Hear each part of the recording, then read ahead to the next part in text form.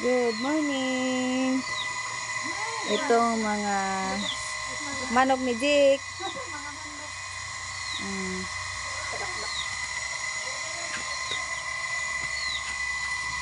Uy! Nagalit ang aso. Dito kami sa bahay ni Jake ngayon. Papunta na kami doon sa Kantaon. Ito yung mga ano niya. Ito yung lugar niya.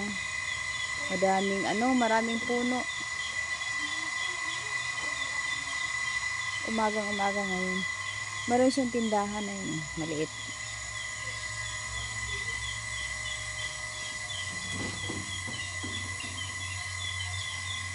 Ito yung bahay ni Jake. Ayan. Bahay niya. Marami siyang mga alagang manok. Yun. May pusa, may aso. Yung balon niya. Diyan siya kumukuha ng tubig. Tingnan mo, ang ganda guys. Mga puno. Mayroon din siyang garden dito guys. Wala pang tanim. Yung garden niya wala pang tanim. Ayan. Ayan ang ano niya, taniman.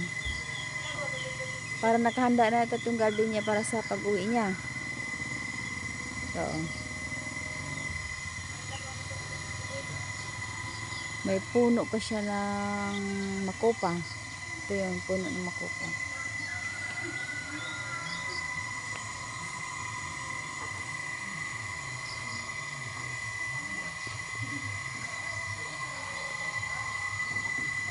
Yan mga kapitbahay niya.